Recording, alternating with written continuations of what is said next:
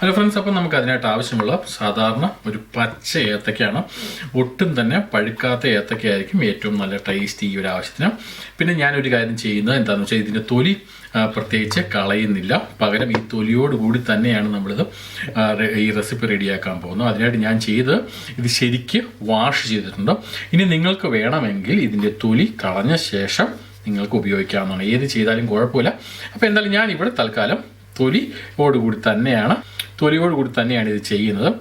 പലപ്പോഴും പച്ചക്കായ നമ്മൾ തൊലി കളയുമ്പോൾ അത് ശരിക്ക് നമുക്ക് പ്രോപ്പറായിട്ട് കളയാൻ ഒരല്പം പാടായിരിക്കും. അപ്പോൾ അതുകൊണ്ട് ഈ ഒരു ഓപ്ഷൻ വളരെ നന്നായിരിക്കും. അതുകൊണ്ട് ഞാനിവിടെ തൊലി കളയാതെയാണ് ഇത് ചെയ്യുന്നത്. അപ്പോൾ ആദ്യം തന്നെ നമുക്ക് ഒരു കുറച്ച് പോർഷനായിട്ട് കട്ട് ചെയ്യാം. ഓക്കെ, ഇതുപോലെ ചെറിയ പീസാക്കി നമ്മളൊന്ന് കട്ട് ചെയ്യാം.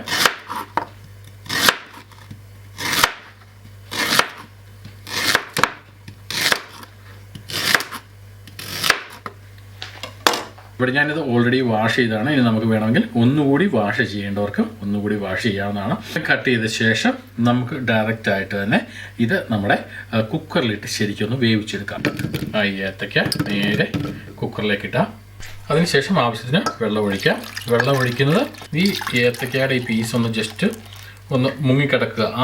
അത്രത്തോളം വെള്ളം മാത്രം ഒഴിച്ചാൽ മതി. ഒരുപാട് വെള്ളം ഒഴിക്കേണ്ട ആവശ്യമില്ല. ഇപ്പോൾ ഏകദേശം ഇതൊന്ന് മൂടിക്കിടപ്പുണ്ട്. അത്രത്തോളം വെള്ളം ഒഴിക്കുക. അതിനുശേഷം നമുക്കിതൊന്ന് ജസ്റ്റ് ഒന്ന് വേവിച്ചെടുക്കാം. ഒന്നോ രണ്ടോ ഫിസിലടുപ്പിച്ച ശേഷം എയർ പോകുന്നത് നമുക്കൊന്ന് വെയിറ്റ് ചെയ്യാം. ഒരു മീഡിയം ഹീറ്റ് കൊടുത്താൽ നമുക്കൊരു 2 ഫിസിൽ വരെ ഒന്ന് വെയിറ്റ് ചെയ്യാം. അപ്പോൾ നമുക്ക് ഈ സമയം കൊണ്ട് മറ്റൊരു പാത്രം എടുക്കാം. അതിലേക്ക് നമുക്കൊരല്പം മഞ്ഞൾപ്പൊടി, സാധാരണ നമ്മുടെ മഞ്ഞൾപ്പൊടി ഒരുപാട് ആവശ്യമില്ല, ഒരല്പം മഞ്ഞൾപ്പൊടി, ഇത്രത്തോളം മഞ്ഞൾപ്പൊടി എടുക്കാം. ഇനി നമുക്ക് ഇതുപോലെ തന്നെ കുറച്ച് ചില്ലി പൗഡർ എടുക്കാം. ഇനി നമുക്ക് വേണ്ട കുറച്ച് നമ്മുടെ ഗരം മസാല ആഡ് ചെയ്യാം. അതോടൊപ്പം തന്നെ നമുക്ക് ആവശ്യത്തിനുള്ള ഉപ്പ് കൂടി എടുക്കാം. അതോടൊപ്പം തന്നെ ഞാൻ ഒരു പച്ചമുളക് ചെറുതായിട്ട് സ്ലൈസ് ചെയ്തിട്ടുണ്ട്. ഇതാണ് നമ്മൾ ഇതിലേക്ക് ആഡ് ചെയ്യുന്നത്. ഏകദേശം ഒരു മീഡിയം വലുപ്പത്തിലുള്ള സബോള ചെറുതായിട്ട് സ്ലൈസ് ചെയ്തിട്ട് ഇതിലേക്ക് ആഡ് ചെയ്യാം. അതോടൊപ്പം തന്നെ നമുക്ക് ആഡ് ചെയ്യാൻ പറ്റുന്ന ഏകദേശം ഇത്രത്തോളം നമുക്ക് ജിഞ്ചർ ഗാർലിക് പേസ്റ്റ്. ഇനി പേസ്റ്റ് ഇല്ലെങ്കിൽ സാധാരണ ഇതിൽ ജിഞ്ചർ ഒരല്പം കട്ട് ചെയ്തെടുക്കുക. ചെറുതായിട്ട് കട്ട് ചെയ്യണമെന്ന് മാത്രം. അതോടൊപ്പം തന്നെ ഗാർലിക്കും കട്ട് ചെയ്ത ശേഷം അത് ജസ്റ്റ് ഇടിച്ച് ഇതിലോട്ട് ചേർത്താലും മതി. ഇനി നമുക്ക് വേണ്ട കുറച്ച് ബ്രെഡ് ക്രംസ് ആണ്, അതായത് ബ്രെഡിൻ്റെ പൊടിയാണ്. സാധാരണ ബ്രെഡ് എടുത്ത ശേഷം അത് പൊടിച്ചെടുത്താൽ മതി മിക്സിക്കകത്ത് ഇട്ടിട്ട്. അപ്പോൾ ഇതെന്തായാലും തൽക്കാലം ഞാൻ ഇൻസ്റ്റൻ്റ് ആയിട്ട് മേടിച്ചേക്കുന്ന ബ്രെഡ് ക്രംസ് ആണ്. നിങ്ങൾക്ക് സാധാരണ നമ്മുടെ ബ്രെഡ് എടുത്ത് മിക്സിക്കകത്തിട്ട് പൊടിച്ച് എടുത്താൽ മാത്രം മതി. പിന്നെ നമ്മളിടുന്ന ഒരല്പം കൊറിയാണ്ടർ ലീവ്സ് ചെറുതായിട്ട് ഒന്ന് കട്ട് ചെയ്ത് അതുകൂടി ആഡ് ചെയ്യാം. ഇനി നമുക്ക് ഇതെല്ലാം ശരിക്കൊന്ന് മിക്സ് ചെയ്തെടുക്കണം. മിക്സ് ചെയ്തെടുക്കാം. ഇപ്പം നമുക്ക് കൈകൊണ്ട് ഉപയോഗിക്കണമെന്നില്ല, പക്ഷേ നമുക്ക് കൈകൊണ്ട് ഉപയോഗിക്കേണ്ടി വരും. തൽക്കാലം നമുക്ക് ഈ സ്പൂൺ വെച്ച് ഇത് ശരിക്ക് ഒന്ന് മിക്സ് ചെയ്യാം.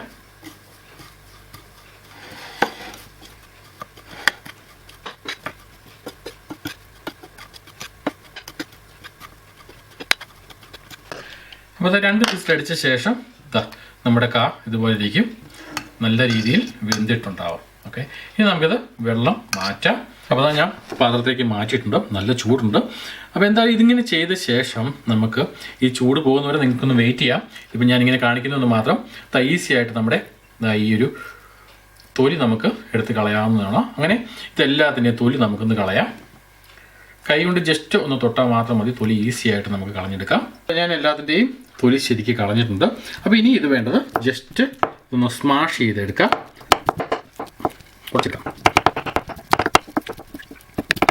അതാ ഞാൻ ശരിക്ക് ഇത് സ്മാഷ് ചെയ്തിട്ടുണ്ട്. സാധാരണ നമ്മുടെ പൊട്ടാറ്റോ, അതായത് നമ്മുടെ ഉരുളക്കിഴങ്ങ് സ്മാഷ് ചെയ്തെടുക്കുന്ന പോലെ തന്നെ ശരിക്ക് ഒന്ന് ഉടച്ചെടുക്കാം. അപ്പോൾ ഇനി നമ്മൾ ആഡ് ചെയ്യുന്ന നേരത്തെ നമ്മൾ ഉണ്ടാക്കി വെച്ചിരിക്കുന്ന ഈ മസാലകളെല്ലാം ഉണ്ടല്ലോ, അതോടൊപ്പം തന്നെ നമ്മുടെ സവോള ഇതെല്ലാം കൂടെ ഇതിലേക്ക് മിക്സ് ചെയ്യാം. അതിനുശേഷം കൈ കൊണ്ട് ശരിക്ക് ഒന്ന് മിക്സ് ചെയ്യണം. നമ്മൾ സാധാരണ കുഴച്ചെടുക്കില്ല എന്ന് പറഞ്ഞ പോലെ ശരിക്ക് ഇത് കുഴച്ചെടുക്കണം. ഇതിൻ്റെ അകത്ത് വെള്ളമൊന്നും നമുക്കിപ്പോൾ തൽക്കാലം ഒഴിക്കേണ്ട ആവശ്യമില്ല. ജസ്റ്റ് കൈ കൊണ്ട് ശരിക്ക് കുഴയ്ക്കുക. ഇങ്ങനെ കുഴച്ച ശേഷം നമുക്ക് വേണമെങ്കിൽ ഉപ്പൊന്ന് ജസ്റ്റ് ഒന്ന് ടേസ്റ്റ് ചെയ്യാം. ഇനി ഉപ്പ് കുറവാണെങ്കിൽ ഒരല്പം ഉപ്പ് ഒഴിക്കാം. ഞാനൊരല്പം ഉപ്പ് ഒഴിക്കുകയാണ്. അതായത് ഉപ്പ് വെള്ളമാണ്. ഇനി ഉപ്പ് പൊടി ഇട്ട് കഴിഞ്ഞാൽ അത് മിക്സ് ആകാൻ ഒരല്പം പാടായിരിക്കും. അപ്പോൾ ഒരല്പം ഉപ്പ് പൊടി ഇട്ടുന്നുണ്ട്.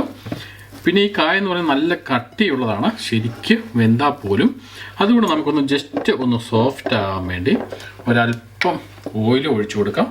1 സ്പൂൺ ഓയിലോളം നമുക്ക് ഒഴിക്കാം. നമ്മുടെ വെളിച്ചെണ്ണയോ അതല്ലെങ്കിൽ പാം ഓയിലോ ഏത് ഓയിലാണെങ്കിലും കുഴപ്പമില്ല. അതിനുശേഷം ശരിക്കും ഒന്നുകൂടി ഒന്ന് മിക്സ് ചെയ്ത് കഴിഞ്ഞാൽ നല്ല സോഫ്റ്റായിട്ട് നമുക്ക് കുഴഞ്ഞ് കിട്ടും.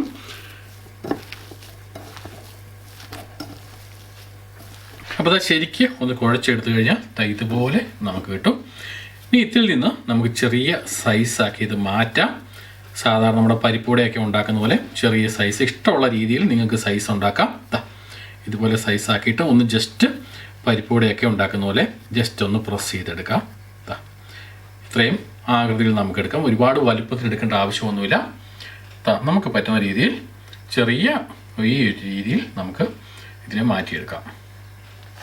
അതായത് നമുക്ക് സെപ്പറേറ്റ് മാറ്റി വെക്കാം. അപ്പോൾ അതുപോലെ തന്നെ ബാക്കിയുള്ളതും നമുക്ക് ഇതുപോലെ റൗണ്ടാക്കി എടുക്കാം.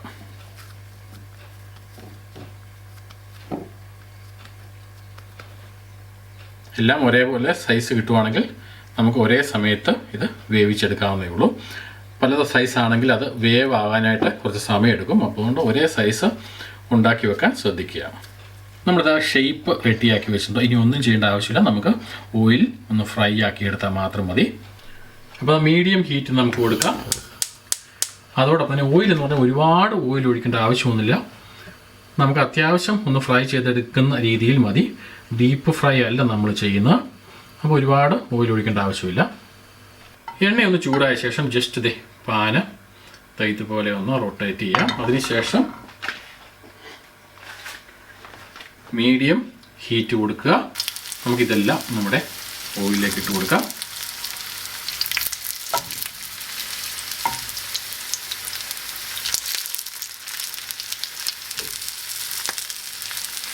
ബാക്കി നമുക്ക് പിന്നീട് ചെയ്യാം. അപ്പോൾ ജസ്റ്റ് ഓയിലൊന്ന് സ്പ്രെഡ് ചെയ്ത് കൊടുക്കാം. ഇത് ഡീപ്പ് ഫ്രൈയിൽ വേണമെങ്കിൽ നിങ്ങൾക്ക് ചെയ്യാൻ കുഴപ്പമൊന്നുമില്ല. ഇതിപ്പോൾ ഞാൻ ഓയിൽ കുറയ്ക്കുക എന്ന ഉദ്ദേശം വെച്ചിട്ടാണ് ഇങ്ങനെ ചെയ്ത്. ഇങ്ങനെ എടുത്താലും മതി. ഇങ്ങനെ ചെയ്യുമ്പോൾ ഗുണം എന്താണെന്ന് വെച്ചാൽ നമുക്ക് ഓയിലിൻ്റെ അളവ് കുറയ്ക്കാം. അതായത് കൂടുതൽ ഓയിൽ ഒഴിച്ച് ഫ്രൈ ചെയ്തെടുക്കുന്നതിലും ബെറ്റർ ആയിരിക്കും ഇങ്ങനെ ചെയ്ത് കഴിഞ്ഞാൽ. ഈ ആ രീതിയിൽ ചെയ്യേണ്ടവർക്ക് അങ്ങനെ വേണമെങ്കിലും ചെയ്യാൻ കുഴപ്പമില്ല. ഏകദേശം ഒരു 2-3 മിനിറ്റ് കഴിയുമ്പോൾ നമുക്കിത് ജസ്റ്റ് ഒന്ന് മറിച്ചിടാം. ജസ്റ്റ് ഒന്ന് മറിച്ചിടാം.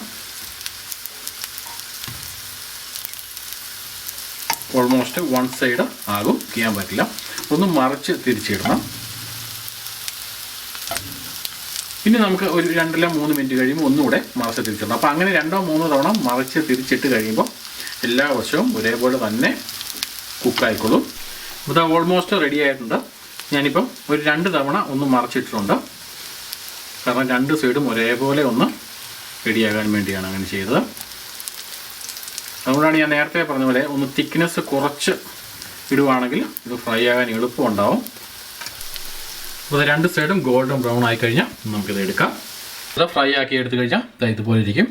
ഔട്ട് സൈഡ് നല്ല ക്രിസ്പി ആയിരിക്കും. ഓക്കെ, ഇൻസൈഡ് നല്ല സോഫ്റ്റും. നല്ല ചൂടുണ്ട്. ഓക്കെ, അപ്പം ഇത് ഏത് സമയത്ത് വേണമെങ്കിലും ആർക്കും വളരെ എളുപ്പത്തിൽ തയ്യാറാക്കാവുന്ന ഒന്നാണ്. തികച്ചും ഡിഫറെൻ്റ് ആയിട്ടുള്ള ഒരു കാര്യമാണിത്. അപ്പം നമുക്കൊന്ന് ട്രൈ ചെയ്ത് നോക്കാം.